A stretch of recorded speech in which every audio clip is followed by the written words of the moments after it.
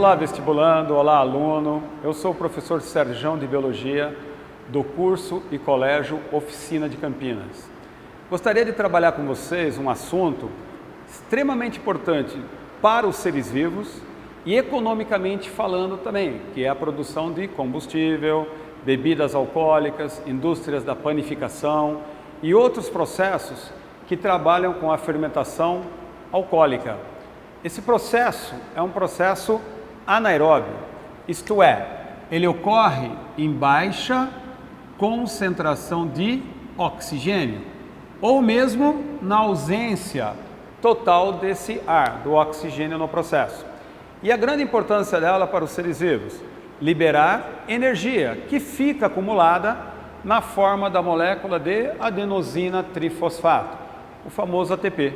Então, esta molécula pode ser produzida em processos aeróbicos, respiração aeróbica, ou no processo anaeróbio, no caso a fermentação podendo ser alática, alcoólica. Dentro da fermentação alcoólica, os levedos, a levedura, bastante utilizada na indústria da panificação, a Saccharomyces na produção de bebidas, ela é um micro-organismo bastante utilizado. Pode ocorrer também em certos grupos de bactérias, mas economicamente bem conhecidas são as leveduras ou levedo, ou até mesmo o famoso fermento de padaria, fermentinho que a gente usa diariamente nas nossas casas para a produção de pão, se for o caso. Na levedura, micro-organismo, lá na sua região aquosa do seu citoplasma, portanto, aonde vai ocorrer o processo, é o citossol, ou a parte aquosa, o hialoplasma. Lá, o que vai acontecer? A levedura absorve glicose a partir do meio, digere outros açúcares mais complexos, liberando os monossacarídeos. A mais conhecido, o combustível mais conhecido da célula, a glicose, a molécula de C6H12O6. No citossol, o que vai acontecer? Nós vamos utilizar, a levedura vai utilizar de duas moléculas de ATP para quebrar inicialmente a molécula de glicose. Para que eu tenha a liberação final do ATP, a célula, o organismo, ele investe nesta matéria-prima, quebrando a molécula, utilizando para isso as próprias moléculas de ATP. Mas o saldo final vai ser mais positivo, né? A produção vai ser maior do que, na verdade, aquilo que ele usou para começar o processo. Usando dois ATPs, um de cada vez, a molécula de glicose é quebrada e passa por aquilo que a gente chama de ácidos pirúvicos, né? O piruvato. Nesse caso, essa estrutura aqui é a famosa glicólise, a quebra da molécula de glicose.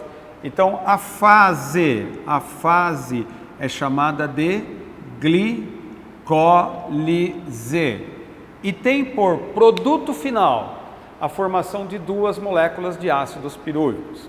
O ácido pirúvico é esta formulinha que está aqui, que é o C3H4O3. Vamos dar uma olhadinha nessa molécula aqui. São duas delas. Então eu tenho 6 carbonos. Tenho 8 hidrogênios. Aqui eu tenho 12. E eu tenho 6 oxigênios. Então a gente nota o quê?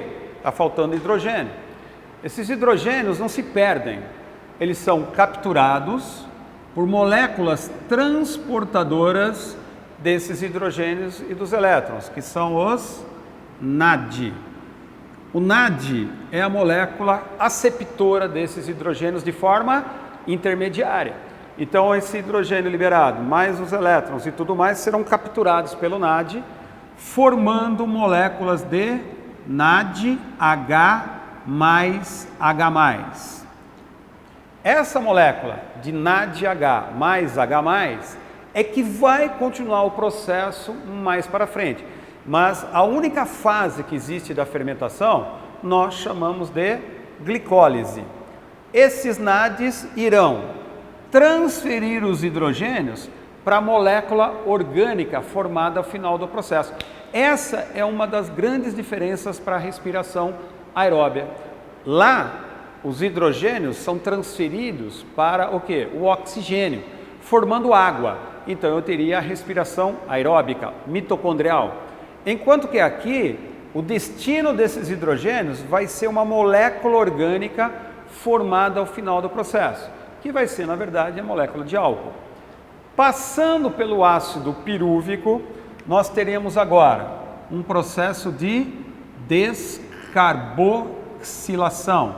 Então eu tenho 2 ácidos pirúvicos, cada um deles agora perde um gás carbônico. Cada um deles agora perde um gás carbônico. Então o ácido pirúvico vai sofrer uma pequena transformação, formando moléculas de 2 moléculas de acetaldeído. Temos o carbono, temos o grupo CH3.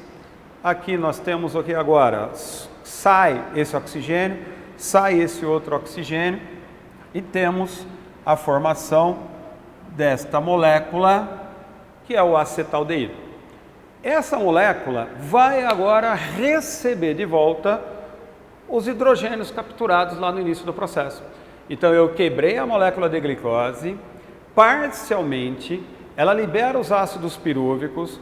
O ácido pirúvico na fermentação alcoólica libera o CO2, um para cada ácido pirúvico, então eu teria a saída de 2 CO2, e aí a molécula de acetaldeído vai se transformar em etanol, que é o álcool final do processo. COH, CH3 e os hidrogênios C2H5OH, a molécula de álcool. Para isto acontecer, o acetaldeído vai ser transformado. Nesse caso, o que nós vamos ter? Entra novamente as moléculas agora de NAD, transportadora intermediária desses hidrogênios.